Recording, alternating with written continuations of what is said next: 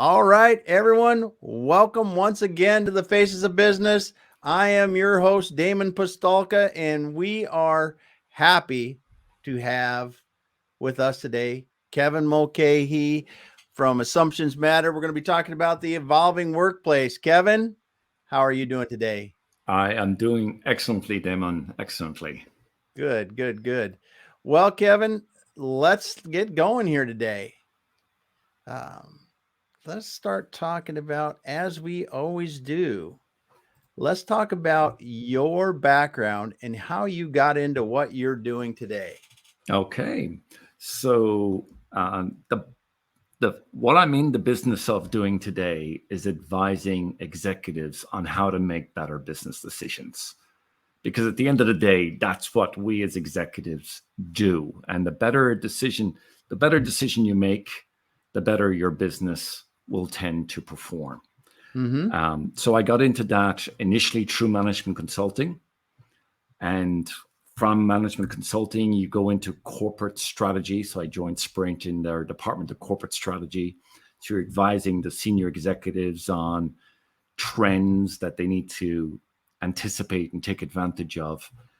And post Sprint, I purchased a set of assets from Sprint. I mean, you can be an Mm-hmm. advisor to executives all you want, and you can ask. I always thought, well, if it were my business, I'd do X or I'd do Y. And then Yeah. one day, the opportunity for it to be my business presented itself. And I bought a set of assets, telecom assets from France Telecom, and entered into business myself. And so over time, was the CEO of a business with operations in 6 different countries. Uh-huh. We spoke 4 different languages. Wow. I don't advise this for anyone at home, Yeah. anyone Yeah, listening, no doubt. and just and a business that was 90% customers outside the U.S. and so we scaled that business and had to migrate that business through almost moving every customer from a legacy product up to a new product. So, so that was my first taste of being a CEO and being dropped into the deep end of the evolution from business strategy to business operations. And it's wonderful and easy when you're on the strategy side and it's 2x2 matrices. But once you get to the sharp end of implementation, and you realize that business lives and die by cash flow, and your strategy is fundamentally to build the most profitable and repeatable stream of cash flow that you can build. And there's a few ways to do that. One, you've got to be meticulous on your uh, I'll go on sales, not necessarily on marketing. Marketing is just awareness. Sales is asking for the order. And 2, on the employee experience and on the people side of the business. And that was a subsequent business in a book that I wrote on the employee experience specifically. Because if you don't engage employees' heart and mind, you don't have a sustainable business. Yeah. And then the third one was really once you had sales and once you had people, you got to focus on the cash and building a culture of cash.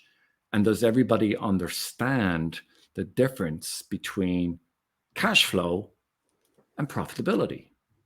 And so we can dive into that. But to me, uh, everybody was looking at our P&L and making decisions based on the P&L. And to me, the P&L is nothing more than promises made minus uh, promises made to you minus promises you made to other people. And in theory, when you net out all those promises, in theory, that's how much profit you'll have.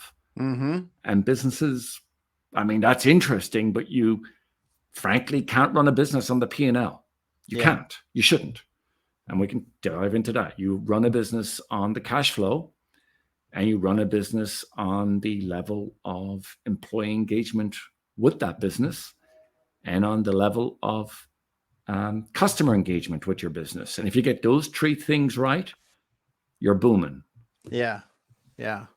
Well, you're right, because cash flow can be a challenge in growth. And that's, I tell you, when you get into an extreme growth company, cash, you can just scratch your head, because you can say we are growing so fast and our P&L says we are making so much money, but I have zero cash in the bank. And if you're not Yeah. watching cash flow, it's a hard thing for people to swallow, because if you're aggressively growing, you can go a long time with very little cash, and watching the value of your business increase, watching everything else is increasing and doing as it should, but you're like, I'm cash poor, basically. Yep. And I like your idea, your concept of talking about cash flow management, because when you manage the cash flow, you're intelligently growing your business. Because I've got a specific example where you had a customer a number of years ago here that was in e-commerce, and they imported products that were manufactured for them and resold them.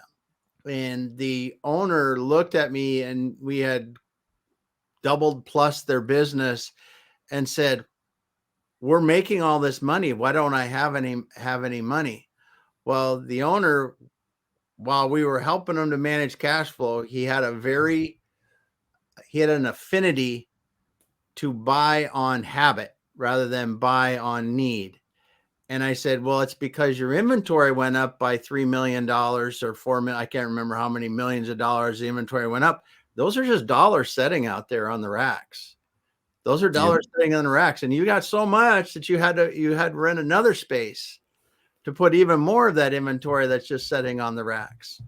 And it's scary how that can happen, and scary how also, if you're not managing to the cash flow, that if the market turns, I'm then stuck with that cash in assets that I can't turn into cash. Yep. And I've never met a business yet that ran out of business because they were unprofitable. But every business I ever met that didn't make it, they ran out of cash, not because they ran out of profitability. And you realize, look, depreciation is the difference. And so now I coach business leaders on how to make people decisions and how to make business decisions, and really how to lead their management team through a culture of cash and all the elements of a culture of cash, because that's what makes or breaks a business. And if you Yeah. get everybody aware and engaged and acting on cash flow, then that shapes culture. Mm-hmm. And you build a culture of cash. And culture is fundamentally two things to me. One, it's how we do things around here. But secondly, it's what are we going to fire people for? Like, your culture is the worst behavior that you tolerate. And when you frame it like that, and you say, look, here's what we're not tolerating in the culture of cash, and we can make business decisions once that cost us some cash, but if we start repeating those cash punitive decisions, then somebody's getting fired around here. And we have to take your cash flow very, very seriously in a business. And there's always ways to, everything's negotiable in a business. How much people pay, when they pay, who's going to pay, everything is negotiable. And the smarter, fundamentally, every business is a cash generating machine. We sell to different people, we sell different products, we sell in different geographies, but we do it all. All of our businesses have one thing in common: we keep our score we ought to keep our score in positive cash flow and cash accumulated into the business. Mm-hmm. And cash is what we use to fund our initiatives. And cash is what we use to engage our employees, and cash is what we use to build our outreach to the right types of customers. Mm-hmm. Mm-hmm. Yeah. So as you got into business, and because you were working for some bigger companies and you were doing some international things there, what really got you thinking about, hey, I need to buy a business, I need to try this and do it out on my own rather than continuing to work for the corporations?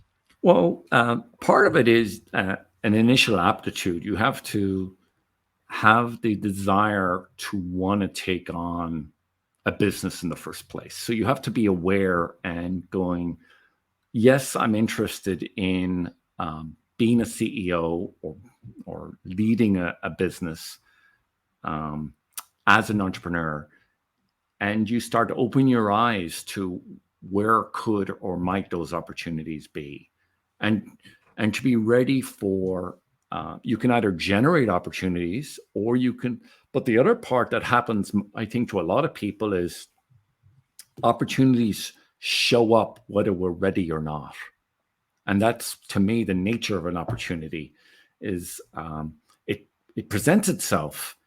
And do you feel you're ready? And none of us are ever ready often for the opportunities that present ourselves. So the second question we have to ask ourselves then, and I think this real bar is, yes, but I'm ready enough to take this on. And I'm ready enough now. You'll never be perfectly ready. And you just have to feel like you're ready enough, and you jump right in, and you learn it as you go. Mm-hmm. And as long as you can frame for others what the priorities are, and recruit a team around those priorities, the business has a shot. Yeah. And I think the opportunity that presented to me was a telecom. France Telecom was the business. They were offloading some assets, and I was working at Sprint, and they were asking Sprint if Sprint wanted those assets. And Sprint said they didn't want the assets. And I was looking at these assets going, these assets were being managed one way when you're the tail of a multi-billion-dollar dog, but in the hands of somebody who would just be dedicated to just that part of the business, you'd make some different decisions. Yeah. If you're not wearing the France Telecom brand, and by itself, is the business of this business viable? And are there some decisions that could be made differently in this business to make it a higher growth business? Okay. And you just have to see opportunity where others don't. Yeah. And that's how I got into that first business. And nice. So you talk about a culture of cash flow. So give me a couple examples of different decisions based on a culture of cash flow. Okay. Then maybe in regular business we do it one way, but when you're really thinking about cash flow, you're thinking of it this way. All right. So one is if you think about how well do we manage our cash flows, right? And let's just break it down at the aspects of the business.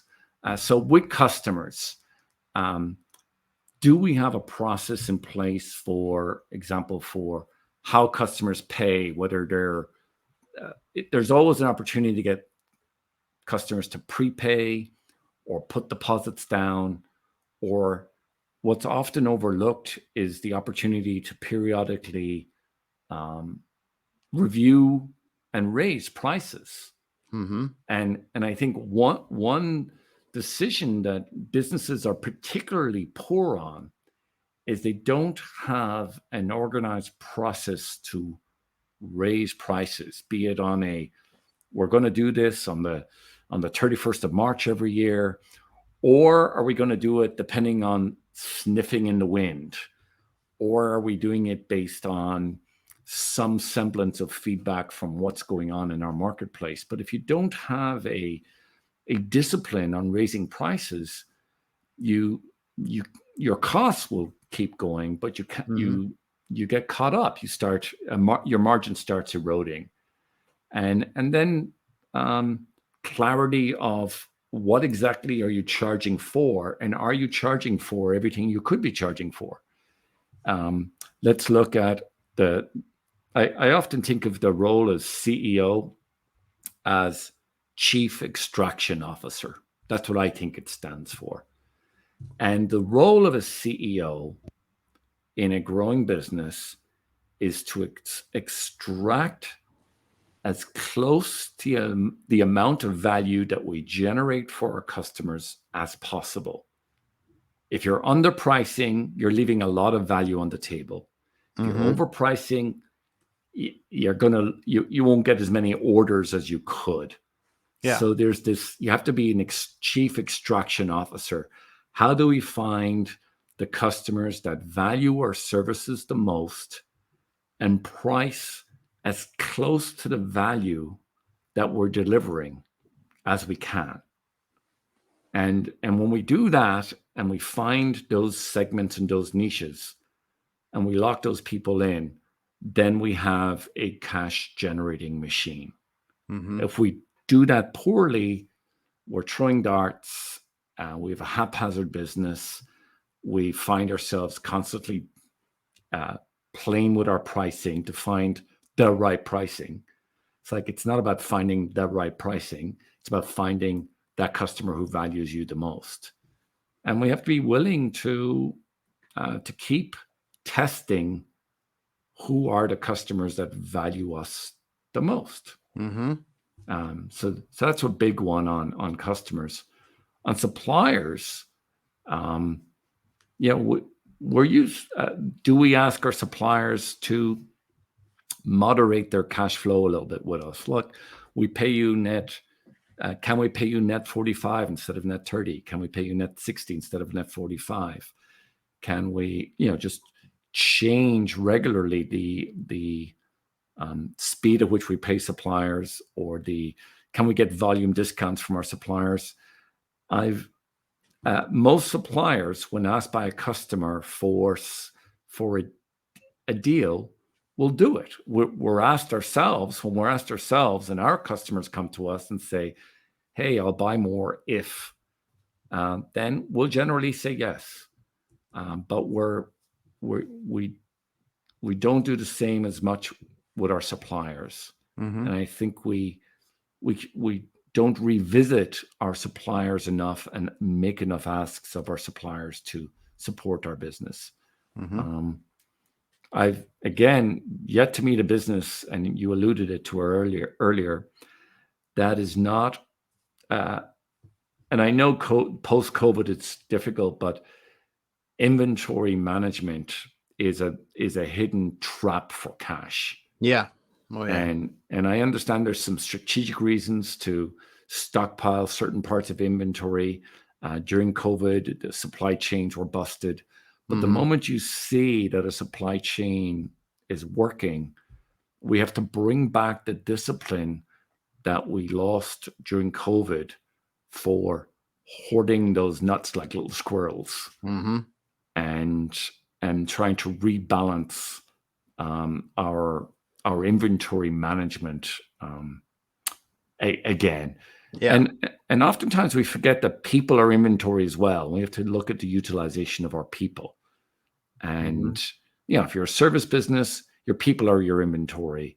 If you're a service business and you're not talking about people utilization, you're not talking about one of the fundamentals of the business. And I think overall, human capital management is a big area, and we're often quick to hire and slow to fire.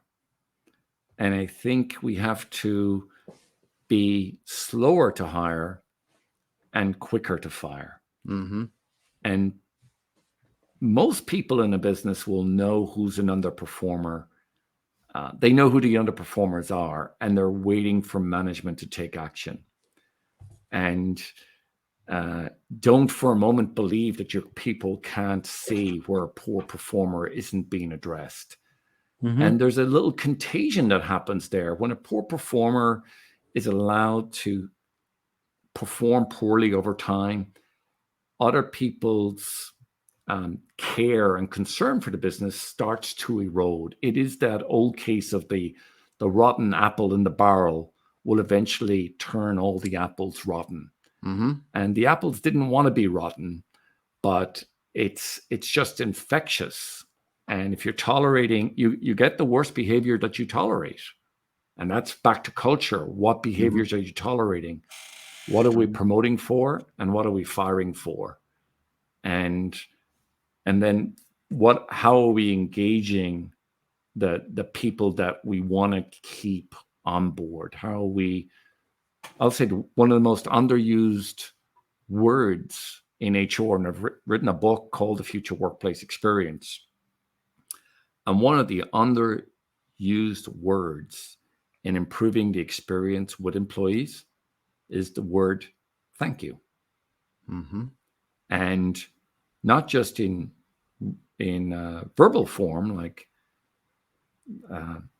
Stephen, thank you for your work, or Sheila, thank you for your work, but a thank you note. The most senior executives, when I asked them about their practices as a senior executive, a constant hidden practice of senior executives, of the most senior of senior executives, the most impressive ones, is they carve aside about a certain amount of time every day or week where they're writing handwritten thank you notes to key influencers or stakeholders of their success and in their business. And they don't really talk about it. They don't really write about it, but it's one of those hidden habits that I have observed executives doing up front.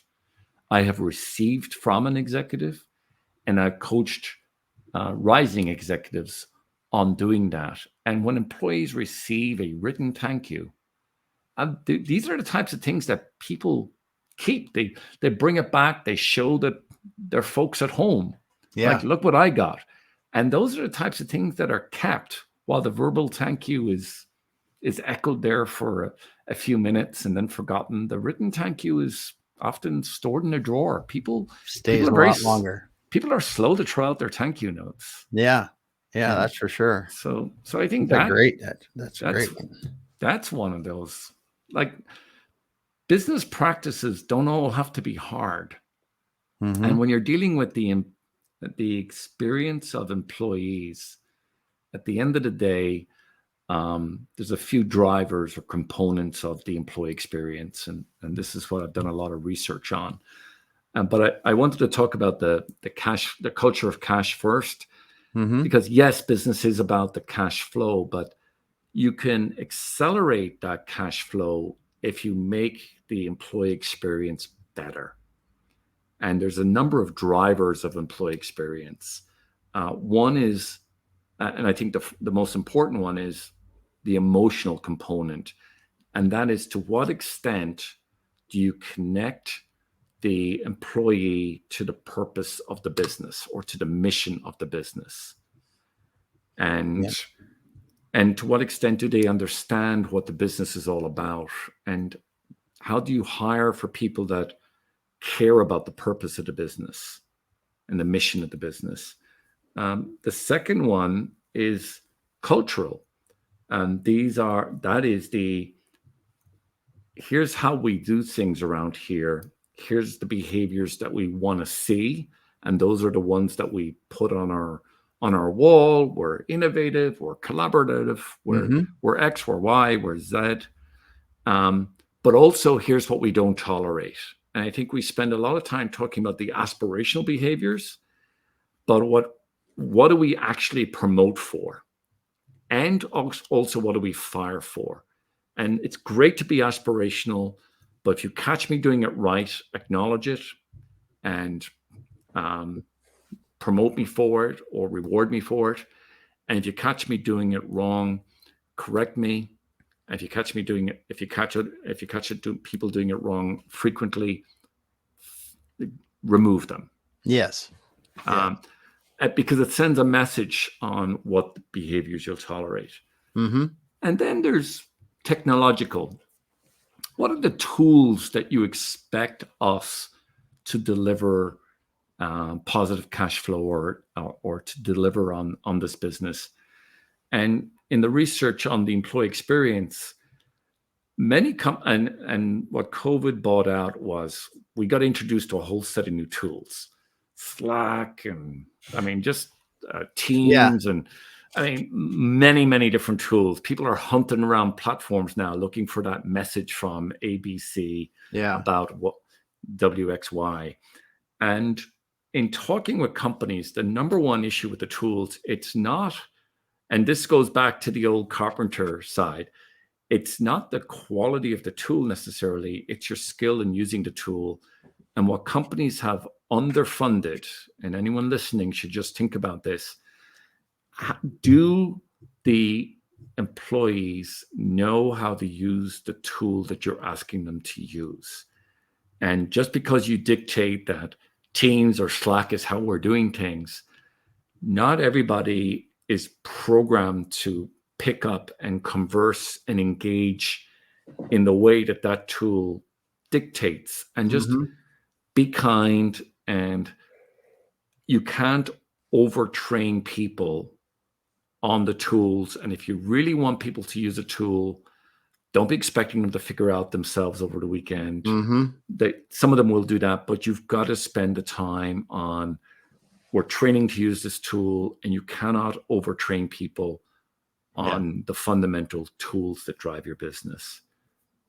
That's a great, and that point has come up with us in the last year with people really not understanding how to use some of these tools. I mean, you mentioned Teams, and you look at Slack and all these other ways, and security concerns. How do we share information?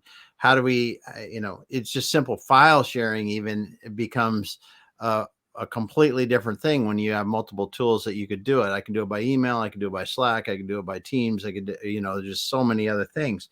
And then, as you said, people are using these tools, and the vast majority, I believe, of people want to get to know it well enough just to do what they need to do and stop there. And they miss out on the opportunity of, if I learned a bit more about it, it could help me a lot more. But I'm busy, so I learn what I need, and that's it. And we got to get, I think the most effective training sometimes is when our peers train us. And one of the other elements is the intellectual part of employee experience. And people used to think about your employees as learners. And I'm going to suggest that you're missing a big element there. If you just think about hiring learners, or you keep valuing learners, I'm going to suggest you're being incomplete. You also want to hire people to be teachers. So you have to be a learner and a teacher. And if you want your business to scale, it can only scale if employees teach others on how to do things, just as you just pointed out with that example about people will learn a tool to get their job done. But if you have people around, but you'll also learn a tool based on the energy and motivation and how well people around you are using them. And if you see people using a tool just a bit better than someone else, or a bit more expertly than someone else, regardless of their level, great employees are teachers. Because to teach something, you got to know something. And peers teaching peers is an area where, as we have a flatter organization, and we've cut some corners on teaching and learning during COVID and post-COVID, finding the people who know most, who are the best at doing something or better at doing something, and giving them some of the time to teach others will be more effective than bringing in the quote unquote workshop guru. Mm-hmm. And just making that part of people's expectations.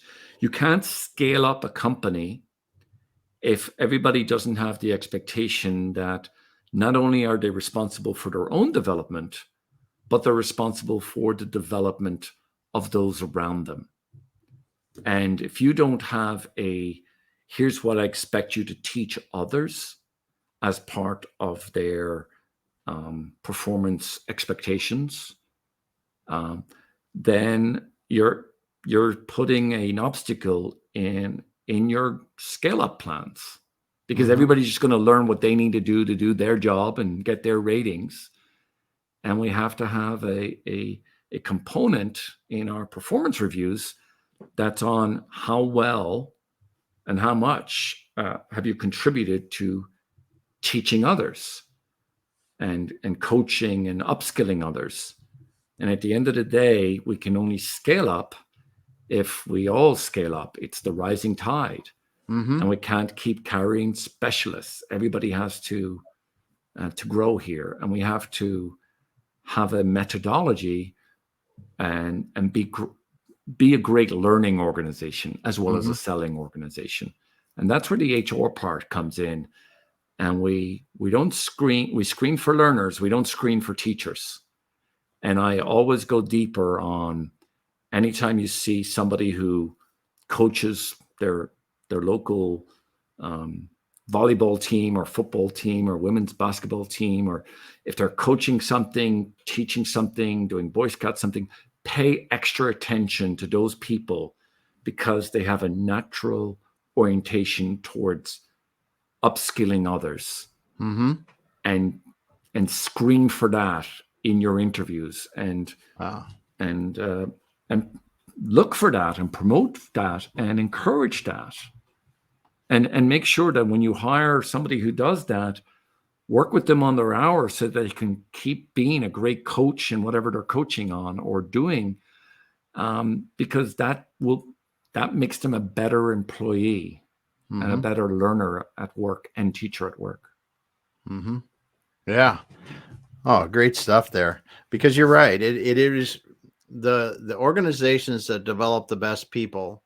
Not hiring is important, but you're always going to have to continue to develop once you hire. And the organizations that develop the best people, that intentionally develop people, that really think about how we're going to develop people, including teaching and, making sure that people are receptive to learning that you're hiring. And but the ones that do that are the ones that can continue to generate success over time, because we're adaptive, we're creative when we find better solutions. Yeah, every employee should be asked, what is it that in your annual for your periodic performance review, as we're moving away from annual performance review, for your periodic performance review, I always want to have a component in there for what is it that you're doing to upskill or train others in our organization. And that's how we scale up. When the people internally teach others, and that's part of our quote unquote culture of learning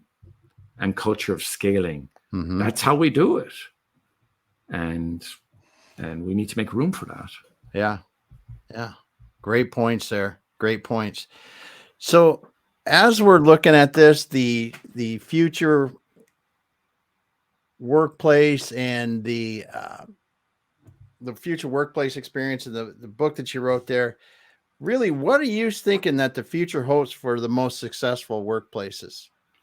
The future is, how are we creating the best experience at work? And we're in the experience economy now, and our employees are, everything that they touch outside of work is offering them better and better experiences. Yep. Right? Their restaurants, their apps, their help desks, whatever they're touching is a higher experience than it was 2 to 3 years ago. QR codes of restaurants, et cetera, So my number one issue is pay attention to the experience of the employees at work? What is the experience of working here? And asking that question. And ways to flesh that out are one, to ask, go around and ask every employee, what is it that you would tell a new prospect on why they should work here? And listening to those answers. Why should anyone work here? What would you tell a friend on why they should work here?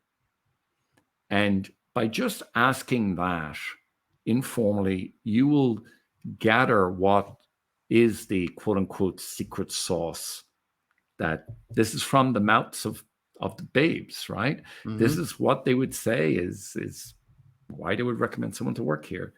And two, asking them, what is the experience of working here? What do you like about that experience, and what could be improved about working here? And these are what they call the employee attitude surveys. And you don't have to fix everything, but you should just ask what's working, what's not working, what could we do, what would you like to see us improve? And the first item that employees want to see is, it's not that you're doing something about it, is that you've at least heard it. So you can say, look, we've asked you, we've heard you, here's what we've heard. Now, based on what we've heard, here's the 2 or 3 things that we're going to tackle this quarter or next quarter. Mm-hmm. And here's 1 or 2 items we just can't tackle. We've heard it, we know it's there, but we're not in a position to tackle that at this time. And number 1, people want to be heard. Number 2, obviously they want you to do something about it. But to be heard is to be believed. And oftentimes I ask folks, well, when's the last time you did an employee attitude survey? And they're like, well, we suspended doing that during COVID because those results weren't going to be valid. And I was like, those are the times you want to hear the most. It's not whether it's valid if an employee provides their opinion and they were asked. That's what makes it valid. And just be honest about what you can tackle on. And just say, look, how can we make working here a better experience? And it is a negotiation. I think we're, and you'll read in the media, the priorities of people, and I'm going to say workers, post-COVID, have shifted in some ways. They say it takes 6 months to build a habit. And we had people working remotely for 18 months. Yeah. Or 24 months. They have built habits, and some of those habits have been entrenched.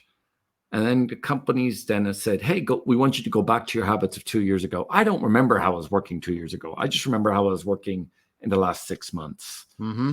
And take the best of that and remove the worst of that.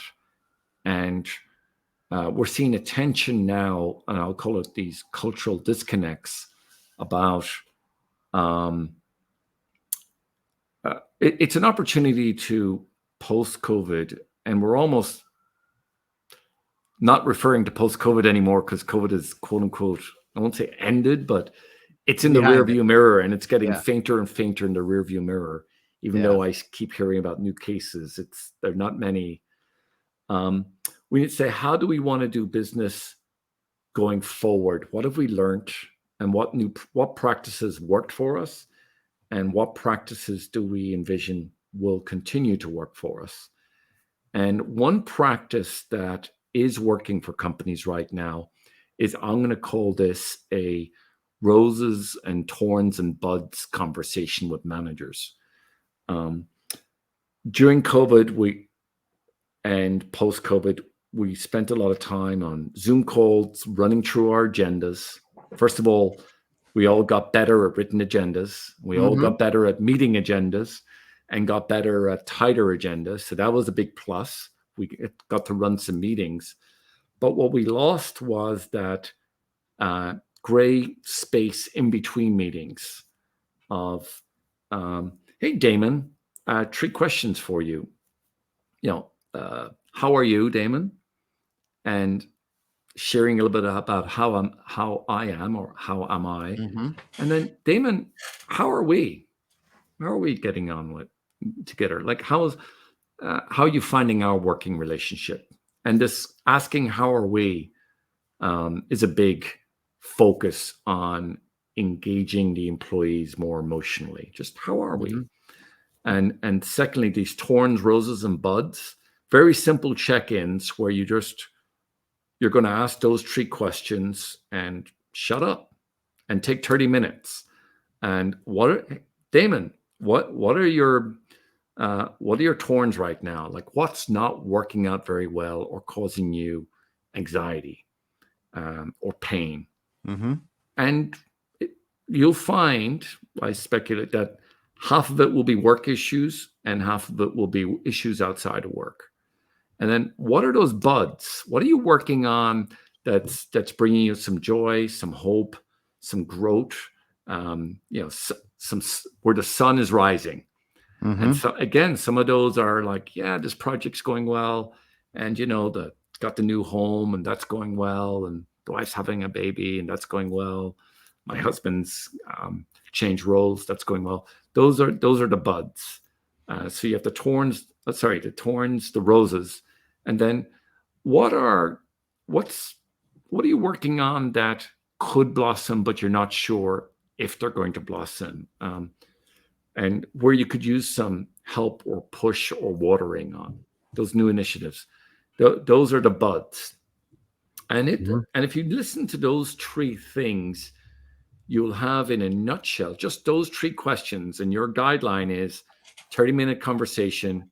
You get to ask those three questions and maybe one or two follow-ups on each one. You'll learn more about putting your finger on the pulse of that employee than any other survey or anything else. And it just gives you hey, any new thorns, any new buds, what's Mm-hmm. going on with roses. Once you do it once, you got shorthand. What's going on in the thorns? And then you bring it, you don't structure it for the business. It's just what's going on in their lives. And then you start bringing that into hey, let's talk about business thorns and personal thorns, business roses, personal roses, Yeah. business buds, personal buds. And what we need to get back to is reconnecting with our employees on a more humane level, Mm-hmm. and doing a lot at one of the hardest executive skills and leader skills is, especially when a growth business is growing, is listening versus telling. And back to just listening for what is the pulse of our employees, and as well as we listen to the pulse of our customers, and and putting our finger there and just believing our employees when they say things, and seeing what we can address. And that's where what I'm dealing with a lot right now is helping executives um, open up some conversations about what with their employees on Mm-hmm. issues that employees raise, and just being a listening post for what some of those concerns are, and then expanding those concerns, steering them towards the needs of the business. So what are you trying to accomplish personally, Damon, in your life? And how can we how does the in your role, what are the activities that help you do that more, and what gets in your way of doing that we Yeah. might want to pass those responsibilities on to someone else? But it's another way of saying, what do you love most about your job, and what do you like Mm-hmm. least about your job? And Yeah. believing them and seeing if you can address any of that.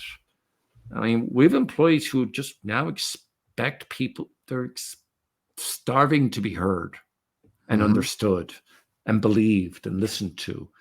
And this is hard when we're trying to scale up, and we're trying to scale up fast. And I think to net it out is, in scaling up, uh, let's try to, what helps people is, how do we um, implement and document our processes for scaling up. The more processes we have and the more explicit we are in what customers we will not serve and who we will serve, the better and faster we're going to scale up. Mm-hmm. And the most productive exercise I do with employees is I call it it's a reverse bracket, and I call it a deselection bracket. And we just put 8 slots on the board, just like a regular basketball bracket. We've all looked at them.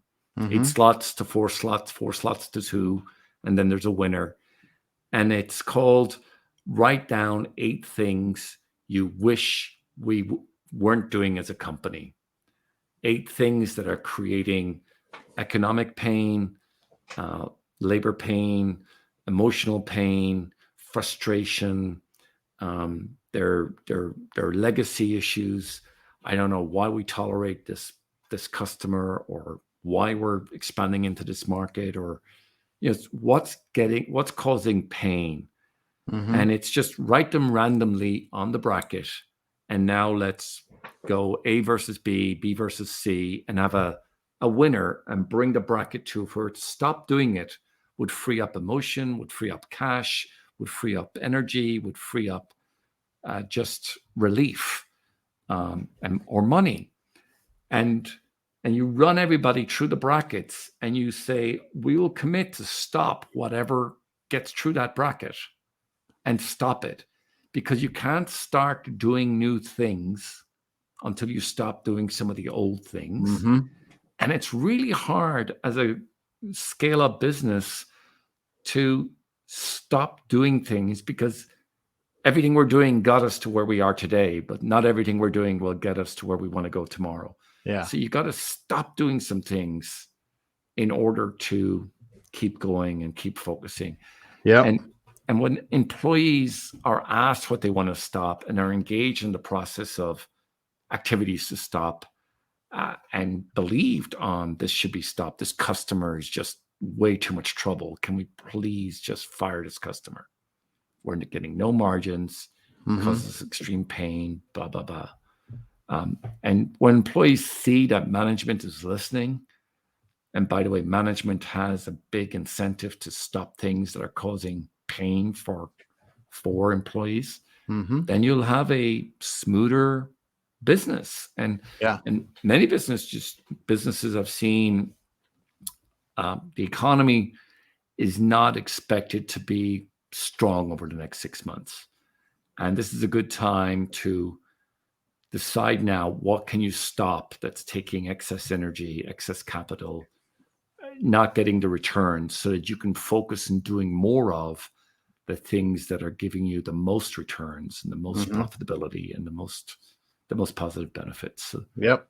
That's where the employee experience matches in with the cash flow experience, or the culture of cash. Wow, this is awesome, Kevin, because, you really hit it on the head when you talked about what we moved into is the experience economy, and how, as employers, we really need to make working in a company a better experience.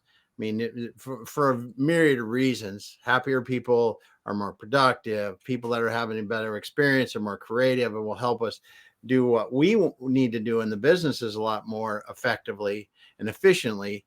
But it is much easier to retain employees that are having a good experience in the current condition. That's a very difficult hiring situation for many right now. This is so key in this, to really focus on that. And the simple things that you said, why would someone want to work here? What's the experience working here? What would you improve about working here? Just some simple things. And then when you talked about at the end there, closer to the end there, when you're talking about the thorns, the roses, and buds, and how to start a conversation, you think 3 words to start very meaningful conversations with people in your business. Just because those meaningful conversations then allow you to hear the people, as you mentioned when you were talking about the experience economy and how important that is, to be heard, and then also to be able to provide some action behind it if it's appropriately as you do it. Just so much good stuff there. So much good stuff.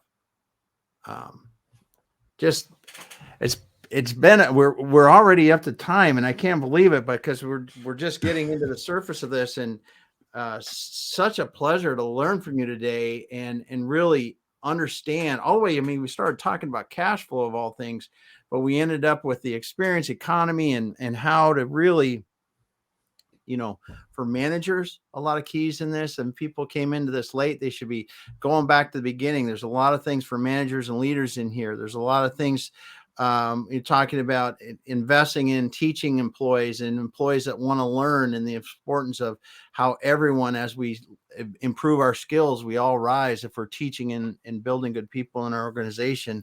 To at the end here, talking about the experience economy and how we need to make it better for employees and customers.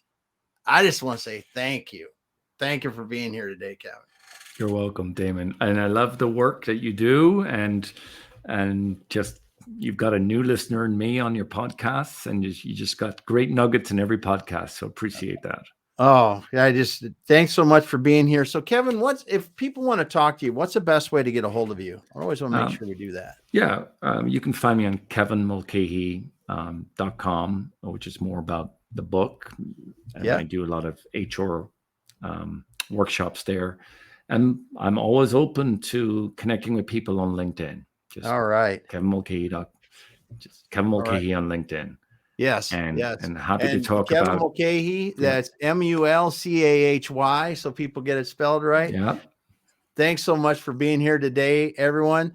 Thanks to Dion for the comments in there, Yassine for the comments in there, and all the other listeners that are listening and not commenting, but listening anyway. And like I said before, rewind this thing to the back if you didn't hear him from beginning to end, because he's got a lot of good leadership nuggets in here, and then coming into experience economy at the end, and so many good things. Kevin, thank you. Great.